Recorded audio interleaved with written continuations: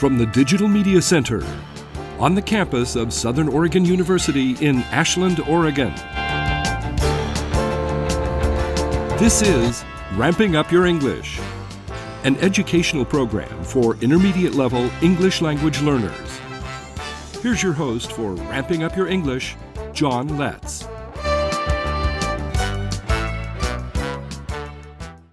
Welcome to Ramping Up Your English. This is episode 121, and we are looking at Native Americans. And by looking, I mean seeing the images that we have of Native Americans. In our previous episode, those images were rendered by painters and sketchers. In this episode, we see what people do when they go out west with cameras. Let's watch this video. Since time immemorial, Native Americans have represented their world through art. Whether on animal hides or on stone, Indigenous Americans recognize their world in the art they created.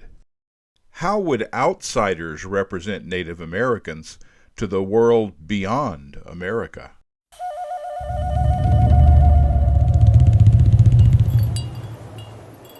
In the early and mid-1800s, painter George Catlin painted American Indians he saw in person.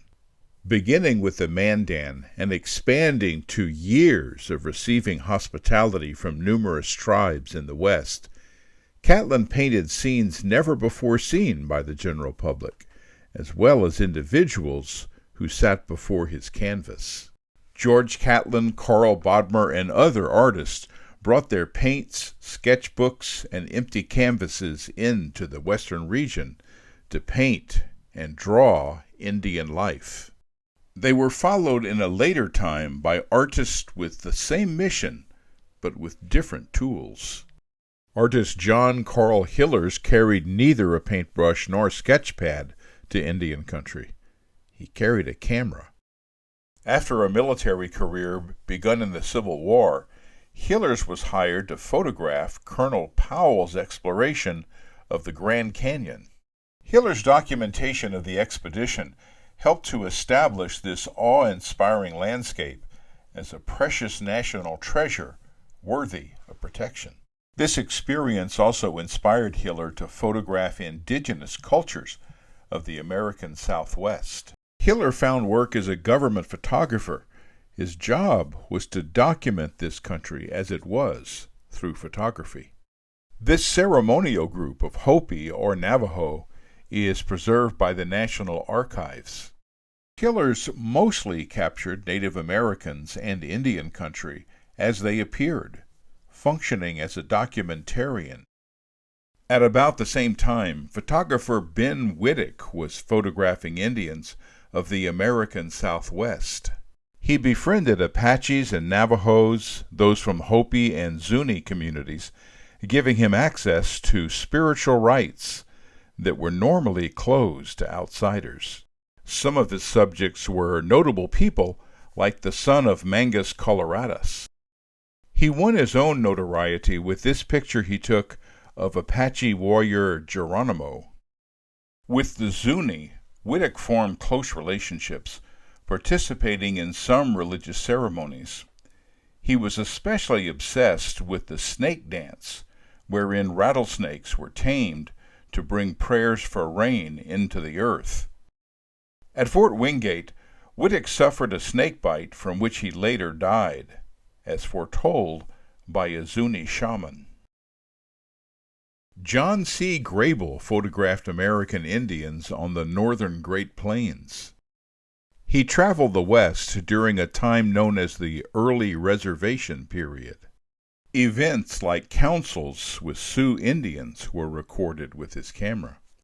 Grable captured images of Sioux warriors in South Dakota, where he did most of his work. Grable spent time with the U.S. Army during this war, producing images of soldiers and their officers. Indian leaders like Bigfoot worked hard to keep peace between the Sioux and the Army. These chiefs counseled with General Nelson Miles, the top commander in the region. Graybill documented this kind of interaction between Native Americans and U.S. officials. He took this image of Devil's Tower and of 70 Indian scouts. This image is anything but ordinary. You see, these Hotchkiss guns were fired at Wounded Knee, igniting tents where Sioux women and children were sleeping, killing hundreds. Days later, Graybill took these images, what's left of Bigfoot's band, and survivors of the Wounded Knee massacre. This image of General Miles and staff reminds us of the general's sharp criticism of the officer who defied his orders and tried to disarm Bigfoot's band, an action that set off the massacre. Photographer William S. Soulet's Western sojourn began in 1870 when he found work at Fort Dodge in Kansas.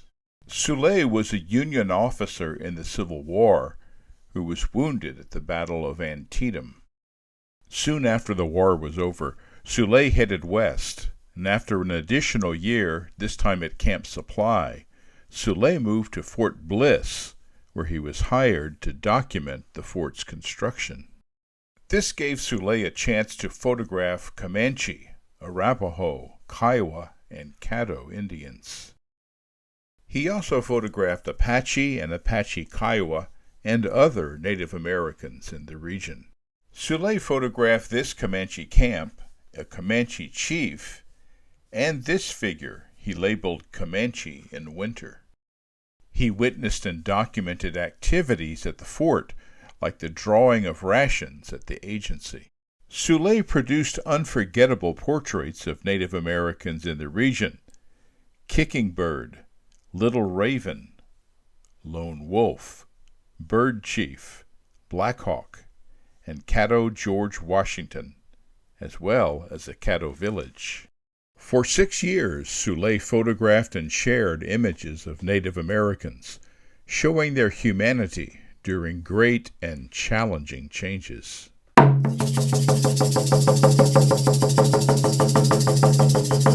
Oh, we are way, oh, we are, oh, we are, we are, we oh, we are, oh, we are, way. Some of his subjects were important historical figures. White Bear, a Kiowa chief who traveled to Washington, D.C., and met with President Abraham Lincoln. Also known as Satanta, he poses with the medal given him by the president. Satanta was a leader and a major figure in the violent struggles in this area. While Soulet captured images of important Native American leaders, like Lone Wolf here, his photo entitled Scalped Morrison is widely distributed, often included in textbooks. Soulet's photography is an important documentation of Western Indians at a time of their great struggle to survive an expanding United States of America.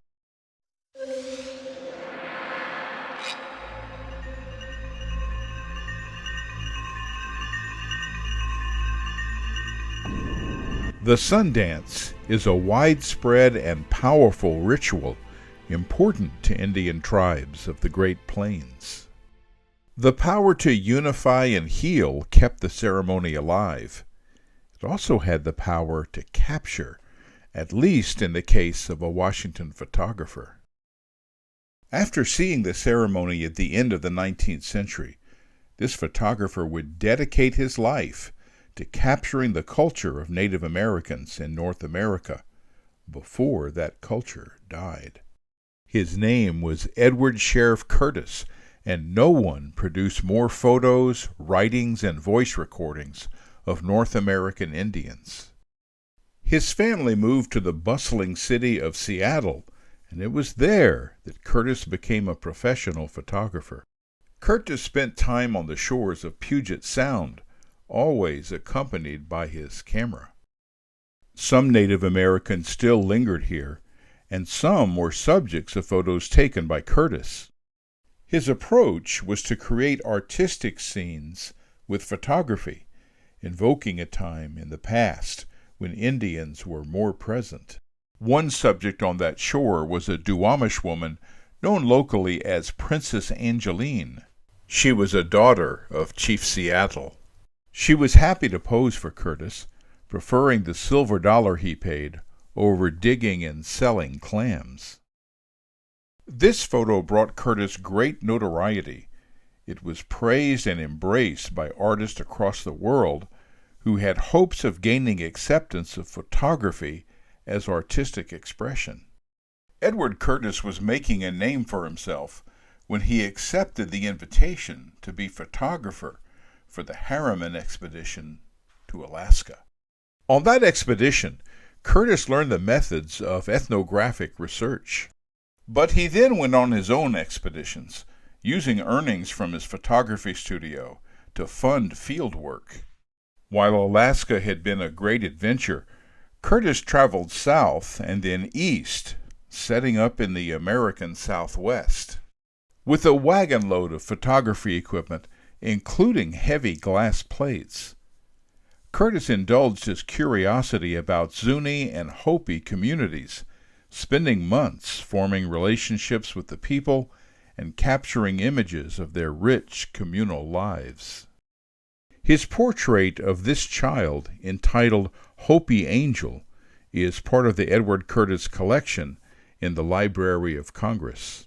Curtis became part of the community where he did his fieldwork, giving him acceptance and access that allowed a rare glimpse into the ritual life of the Pueblos.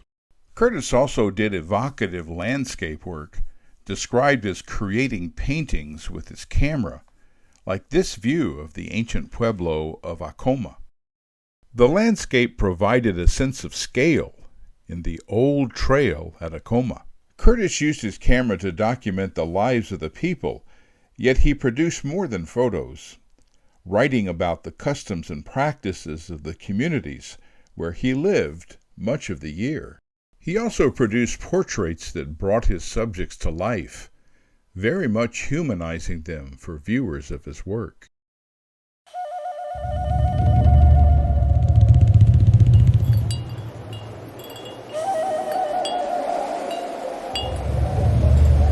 It's iconic even today, this grand view of Canyon de Chelly in the heart of Deneta, home of the Navajo.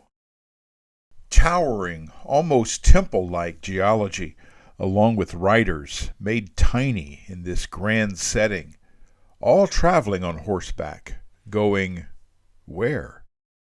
You may have never heard of Edward Curtis, but chances are you've seen this view.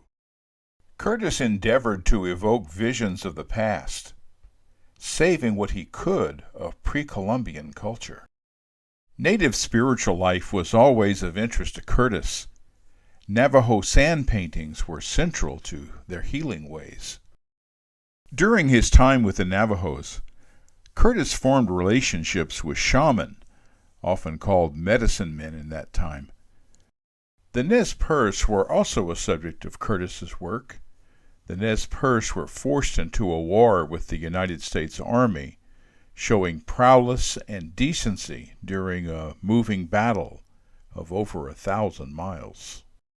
It was left to Chief Joseph to surrender the cold, starving Nez Perce, and when Chief Joseph came to Seattle, Curtis eagerly took this portrait. Curtis spent most of his time in the field and made it possible for people to meet individual Native Americans from the Yuma, Pomo, Nez Perce, Hupa, Klamath, Wishram, Crow, Navajo, Apache, Sioux, Zuni, Snake, Blackfoot, Yurok, Suquamish, Modoc, Comanche, Salishan, Kawiya, Umatilla, Arikara, Yakima, Caddo, Assiniboine, Cheyenne, and many more stunning portraits.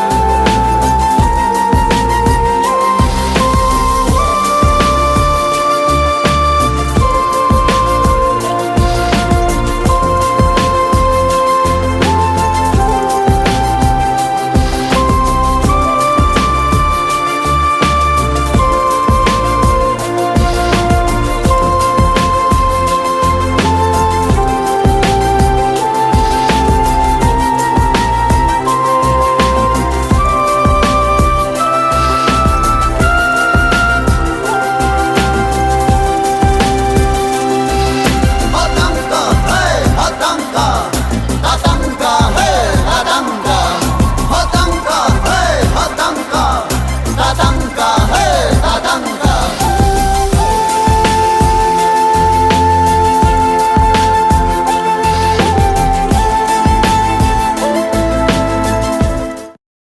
Curtis threw himself into his work, photographing portraits and scenes from the lives of his subjects. He was spending more time in the field and less time in Seattle with his family. He was racing against assimilation, desperate to capture the traditional ways of these Native Americans while elders were still alive with their memories and language. While Curtis had no lack of enthusiasm or talent, his finances fell short of his ambitions. It's said that railroad magnate J.P. Morgan refused Curtis's request for financial backing until he saw this photo of Mosa. He agreed to back the project with $75,000 and some conditions. Curtis was to produce 20 leather-bound volumes with ethnographic text and his high-quality photos. No publisher would invest in this, so Curtis would self-publish, financed by selling subscriptions before the work was completed. Morgan's money only covered half of Curtis's field expenses, a wagon and team of horses, cameras and glass plates, developing equipment, and food for his long periods in the field.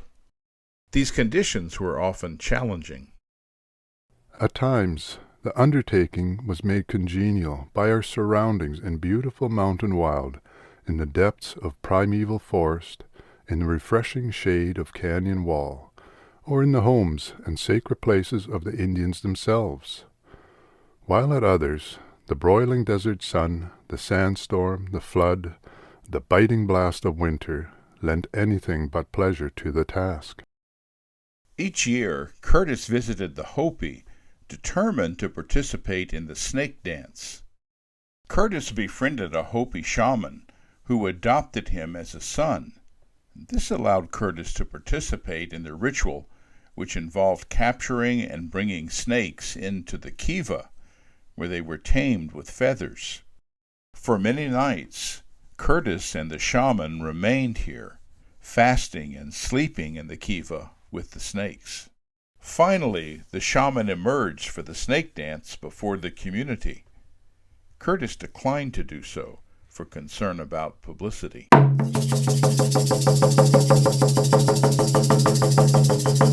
Oh, we are way, oh, we are, oh, we are, we are, we ho, we are, oh, we are, we are, oh, we are, oh, we are, we are, we ho, we are, oh, we are, oh, we are, oh, we are, we are, we ho, we are. On the northern plains, the Crow had enjoyed mostly good relations with the United States, and while there were trust issues with the government, many saw reason to welcome Curtis. Edward Curtis had great respect for Native American cultures. He also had respect for those individuals, many of whom were struggling with the reservation era. The mutual respect that ensued opened doors for Curtis beyond the Crow Reservation. It was Crow tribal members who introduced Curtis to Red Cloud of the Lakota Sioux and brought him to the Pine Ridge Reservation, Wounded Knee Massacre Site, and Little Bighorn Valley, where willing Sioux tribal members reenacted the historic battle for Curtis's camera. Curtis produced portraits of notable Crow subjects, including Custer's Scouts, White Man Runs Him, Curly, Two Leggings, and Crow leader Plenty Coues. These Crow tribal members constituted a support team for Curtis, and like many other American Indians, formed deep friendships with him. Curtis spent a great deal of time with the Crow, capturing photos of their lives and culture. With help from Crow tribal members, Curtis documented many aspects of Crow life. They also helped Curtis create artistic images, those which told stories without the need for words. For all the friendship and ease that Native Americans gave him, Curtis lived a grueling life. His son caught scarlet fever and almost died during field work.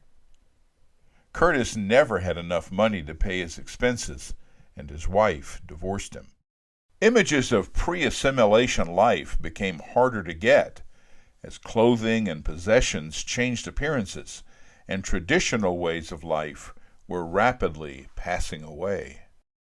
Curtis was far from alone in experiencing hardship. Life on reservations was brutal and sometimes deadly for Native Americans. Curtis witnessed so much suffering in California and Oregon that his mission was taking an emotional toll. The process of assimilation cut at the spiritual life as well as the physical life of Native Americans.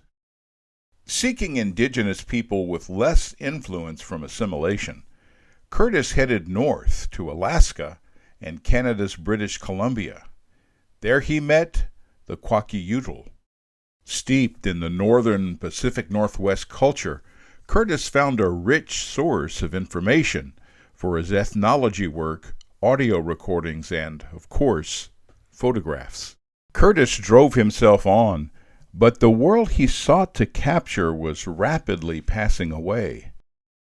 The solution to this dilemma was to be found further north, to the people of the Arctic. This time, Curtis included his daughter, Beth, in his fieldwork, an experience she deeply treasured, despite many hardships, dangers, and close calls. Edward and Beth noted how happy and contented the people were, people who had not yet encountered the influence of missionaries. Curtis folded all his field notes and photos into this work, The North American Indian, publishing volumes over the years as his resources and time permitted, and always struggling to pay the people dedicated to this gigantic project. Scattered throughout the 20 volumes were Curtis's pictures of Native American children.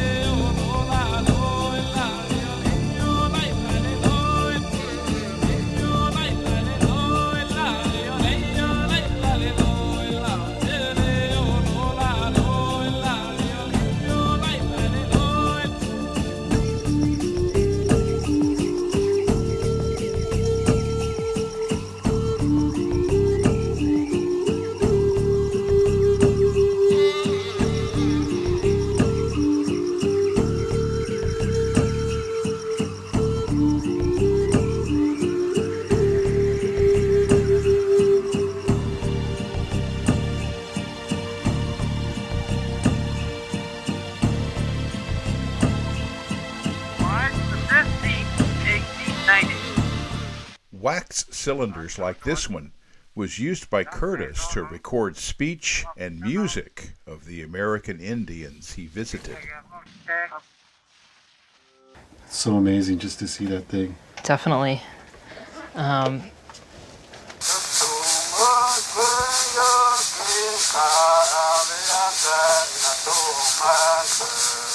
Curtis recorded over 2,000 of these during his years in ethnology and photography. In some cases, Native Americans hoping to recover their languages have only this resource. Curtis's work is also valued by Native Americans hoping to bring back ceremonies and religious rituals otherwise lost to time. Curtis widened the knowledge about how Native Americans lived, like in this Apache home. The artistic quality of many of his photos invoked the stories of so many varied tribes and the everyday dramas of when they alone had dominion of the lands they inhabited. Curtis came to be an advocate for the people he studied and photographed, yet he subscribed, as did many, to the disappearing American Indian. While he treasured their pre-contact ways of life, he saw their only future in giving up those ways of life, disappearing as distinct people.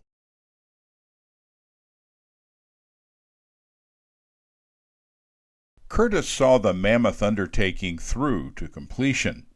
All 20 volumes contain priceless content, yet this did nothing for his financial situation. By the end, he sold his rights to the North American Indian, and the buyers never really made it widely available. The rigors of this work exhausted Curtis, but he did become close to his children later in life, never becoming wealthy, yet producing a wealth in images and knowledge. With dedicated and inspired artists, the images of Native Americans and their culture became increasingly accurate, a notable feat by non-Indians like Curtis. Yet when would Native Americans themselves produce their own images and tell their own stories? One answer came from a Cree named Richard Throssell. At the age of 20, he moved from Washington State to the Crow Reservation for health reasons. He found an outstanding art environment there. He took lessons from famed Taos painter Joseph Henry Sharp, and he learned photography guidance from Edward Curtis. Throssell evolved to develop his own style in his depiction of Crow Indian life. In less than 10 years, Throssell produced over 1,000 photographs of Crow and other American Indians. As a Native American himself, he was given access and permission to photograph sacred ceremonies and other aspects of Crow culture. His unique work was the capture of Indians caught in the moment, expressing a sense of familiarity not found in the images of non-native photographers. Throssell's body of work has passed into the public domain. He encouraged countless Native Americans to find their artistic voice, and left a priceless treasury of Native American images.